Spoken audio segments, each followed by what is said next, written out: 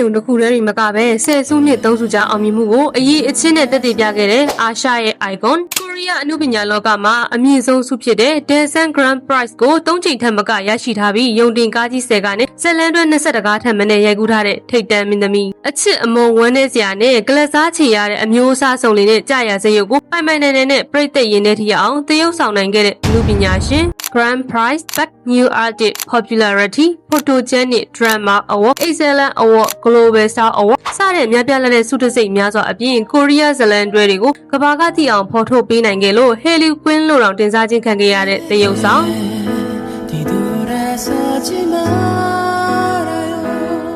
်ကိုရီးယားနိုင်ငံရဲ့ဒေဂူးမြို့လေးတစ်မြို့မှာအသက်19နှစ်တလောက်သာရှိသေးတဲ့မိခင်ဖြစ်သူကကိုရီးယားနိုင်ငံရဲ့အထင်ကြီးကျဲပွင့်တူဖြစ်လာမဲ့ဆောင်းကီကီယိုဆိုတဲ့မိန်းကလေးငယ်လေးကို1982ခုနှစ်နိုဝင်ဘာ22ရက်နေ့မှာခက်ခဲနဲ့မွေးဖွားခဲ့တယ်။ကမကောင်းစွာနဲ့ပဲသူမဟာမွေးကင်းစကလေးအရွယ်မှာကျန်းမာရေးအင်မတန်ဆိုးရွားခဲ့တဲ့ကြောင့်အသက်မရှင်နိုင်တော့ဘူးလို့ဆရာဝန်တွေထံကတညွတ်ထဲမှတ်ချက်ပေးခြင်းခံခဲ့ရတယ်။အဲဒါကြောင့်ပဲမိဘတွေကသူမရဲ့မွေးစင်းကိုချက်ချင်းအတီးမပြုတ်နိုင်သေးပဲအနှင်းငယ်ပြန်လဲကျန်းမာလာပြီလို့စိတ်ချရတဲ့သူ့အသက်တစ်နှစ်ပြည့်အရွယ်1982ခုနှစ် February 26ရက်နေ့မှာသာမွေးစင်းကိုမှတ်ပုံတင်နိုင်ခဲ့ပါတယ်။အဲ့လိုနဲ့သူမဟာစေဝါးတွေနဲ့သာအသက်ဆက်ခဲ့ရတဲ့ခြူချတဲ့ကလေးငယ်တူဖြစ်လာခဲ့တယ်။အဲ့ဒါအပြင်ဘဝရဲ့အလှည့်အပြောင်းတွေနဲ့ခါးသီးလာတဲ့စီးပွားရေးကျက်တဲ့မှုတွေကိုရင်ဆိုင်ရတဲ့အတွေ့အကြုံမြင့်ကျက်သေးတဲ့ငယ်ရွယ်လာတဲ့မိဘနှစ်ပါးဟာလောကဓာတ်ကိုဘလို့မှကြက်မခံနိုင်တော့ပဲစိတ်အစင်မပြေမှုများမကြာခဏဆိုသလိုဖြစ်လာကသူမအသက်9နှစ်ဝန်းကျင်လောက်မှာကွာချင်းပြည့်စဲခဲ့ကြပါတယ်။အဲ့လိုနဲ့မိခင်ဖြစ်သူဟာ9နှစ်အရွယ်သမီးငယ်လေးကိုလက်ဆွဲလို့သူတို့ရဲ့မွေးရမြေဖြစ်တဲ့တဲကူးမျိုးကနေဆိုးမျိုးကိုပြောင်းရွှေ့ပြီးတော့အိမ်ကန်းကြီးလေးထဲမှာနေထိုင်ခဲ့ပြီးဘဝအသစ်တစ်ဖန်စတင်ခဲ့ရတယ်။စိုးကိုရောက်လာတဲ့အချိန်မှာတော့စာဝင်ရေးပညာသင်စရိတ်နဲ့စီးပွားဝါးကားတွေအတွက်အယောင်းဝယ်လုပ်တာနဲ့အထူးတွေလုပ်တာစတဲ့ကြုံအားကြပန်းအလုပ်မျိုးစုံလုပ်ကင်ပြီးတော့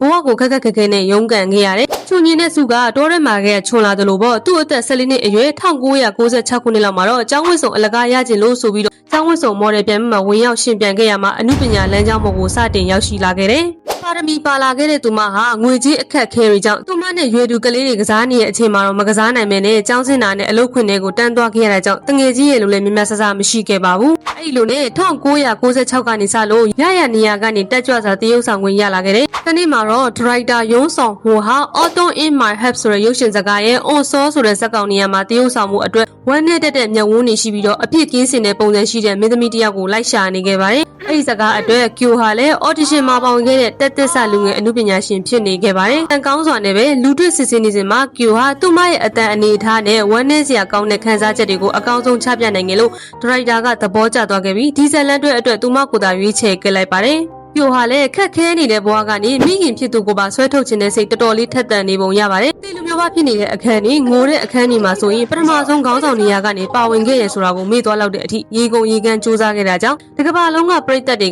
ကသူမရဲ့ဇက်ကောင်ကိုအပြင်းမှာတကယ်ဖြစ်နေတာလို့မြင်အောင်လာပြီးတော့တနာလာကချစ်ခင်အားပေးခဲ့ကြပါတယ်။အဲဒီနောက်2001ခုနှစ်မှာ Guardian Angel နဲ့ Hotelier ကိုရိုက်ကူးခဲ့ပြီး2003ခုနှစ်မှာတော့မြင်သားဒီပြောင်ဟွန်းနဲ့ Orange ဇက်ကားထပ်မံရိုက်ကူးခဲ့ပြီးတော့အဲဒီဇလန်တွေဟာလေအတော်အသင့်အောင်မြင်မှုရခဲ့တဲ့ဇလန်လို့ပြောလို့ရခဲ့တယ်။အဲဒီနောက်2004ခုနှစ်မှာထွက်ရှိခဲ့တဲ့ Full House ဇလန်တွဲမှာလည်းမင်းသားကျော်ရိတ်နဲ့အခြေအဆက်မိမိပြပြပြင်းတရုပ်ဆောင်နိုင်ခဲ့လို့ကိုရီးယားနိုင်ငံမှာဒါမှကအာရှတလွှာမှာအင်မတန်အောင်မြင်လာကတက်ကြွပြီးချစ်စရာကောင်းတဲ့ပုံစံနဲ့ပရိသတ်တွေကိုထပ်မံဆွဲဆောင်နိုင်ခဲ့ပြန်ပါတယ်။အဲ့လိုနဲ့မယက်မနာဇကားပေါင်းများစွာရိုက်ကူးလာတဲ့ပဲ2016ခုနှစ်မှာတော့မင်းသားဆောင်းချွန်ကီနဲ့တွဲဖက်ပြီးတော့ Descending of the Sun ဆိုတဲ့ဇာတ်ကားကိုရိုက်ကူးခဲ့ပြီးတော့ဒေါက်တာကန်အဖြစ်တကြောပြန်အောင်မြင်လာခဲ့ပြန်ပါတယ်။အဲ့ဒီနောက်2020-23မှာတော့ The Glory ဇာတ်ကားမှာချစ်စရာကောင်းတဲ့ဇာတ်ကောင်တွေကနေခွဲထွက်ပြီးတော့ကလစားချေမဲ့အမျိုးသမီးမွန်တုံအင်းအနေနဲ့ပြတရုပ်ဆောင်နိုင်ခဲ့လို့အဲ့ဒီဇာတ်ကားနဲ့ Best Song at Award နဲ့ Best Actress ကိုလည်းထထတန်ရခဲ့ပြန်ပါတယ်။အခုဆိုရင်တော့ကျိုဟာမင်းသားကောင်ရုံနဲ့အတူတန်တာရာဆိုတဲ့ Netflix ဇာတ်လမ်းတို့ကြီးမှာပါဝင်တရုပ်ဆောင်နေပြီးတော့ကိုရီးယားတမိုင်းကြောင်းနဲ့ပတ်သက်တဲ့ပြတိုက်တွေကိုကူညီထောက်ပံ့တာတွေအပြင်လူမှုရေးလုပ်ငန်းတွေမှာလည်းတက်ကြွစွာပါဝင်ဆောင်ရွက်လျက်ရှိပါတယ်။ဒါအပြင်ကမ္ဘာကျော် Luxury Brand တော်တော်များများရဲ့ Global Brand Ambassador နဲ့ Asia Pacific Ambassador အဖြစ်ရွေးချယ်ခံခဲ့ရပြီးတော့ American Dollar တန်း60ဝန်းကျင်ချမ်းသာကြောမှုရှိပြီးပတ်မှုရှိတဲ့ကိုရီးယားအမျိုးသမီးအမှုပညာရှင်တို့အဖြစ်ခိုင်ခိုင်မာမာရပ်တည်နေတာပဲဖြစ်ပါတယ်။ကျိုဟာငယ်စဉ်ကတည်းကရွှေစုံကပြည်မျိုးပွားလာခဲ့ရသူတယောက်မဟုတ်တဲ့အပြင်ဖခင်မိတာကိုပါငတ်မှုနေတဲ့ကျမကြီးချိုတဲ့ကလေးတယောက်ဖြစ်ခဲ့ပါတယ်။ဒါမဲ့လည်းသူမဟာကကြမ္မာကိုအပြစ်မတင်မဲ့ခက်ခက်ခဲရုန်းကန်နိုင်ခဲ့ပြီးတော့မိဘကိုပြန်လဲထောက်ပံ့ပေးနိုင်ခဲ့တဲ့အပြင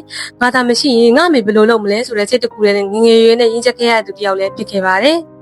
သူမဟာလှပယုံနေမဟုတ်ဘဲနဲ့စိတ်တက်ကြက်ခိုင်တဲ့အမျိုးသမီးတယောက်အဖြစ်လူအများရဲ့လေးစားခြင်းကိုလည်းခံခဲ့ရပါတယ်။ အလုံးသိကြတဲ့အတိုင်းပဲ Gyo ဟာပြန်ပက်ခင်းအမှုပညာရှင်တယောက်ဖြစ်နေပြီမဲ့လေတနေရာထဲမှာရက်တက်မနေပဲကိုကိုအမြဲတမ်း upgrade လုပ်ပြီးတော့အသက်40ကျော်အရွယ်မှာတော့ခက်ခဲလာတဲ့ The Glory ဇက်ရုပ်ကိုစိန်ခေါ်ရိုက်ကူးနိုင်တဲ့သူတယောက်ပဲဖြစ်ပါတယ်ရှင်။နောက်ဘဝမှာဘလောက်ပဲအောင်မနေပါစေတနေရာထဲမှာရက်တက်မနေပဲနဲ့ကိုအမြဲတမ်းမြင့်တင်ရမယ်ဆိုတဲ့သင်ခန်းစာလေးရရှိစေခဲ့ပြီးတော့ဘာရဲ့အလှည့်အပြောင်းတွေကိုတည်ငြိမ်စွာနဲ့အလုံးနဲ့တက်တည်ပြသွားခဲ့တဲ့သူမရဲ့စိတ်ဓာတ်ဟာကျမတို့အားလုံးအတွက်တကယ်ကိုသင်ခန်းစာယူစရာဖြစ်တယ်ဆိုတာကိုပြောကြားရင်းနဲ့ပဲဗီဒီယိုလေးကိုအဆုံးသတ်လိုက်ပါစီရှင်ကြည့်ရှုပေးကြတဲ့ပရိသတ်အယောက်ချင်းစီတိုင်းကိုလည်းကျေးဇူးထူးပင်တင်ရှိပါတယ်ရှင်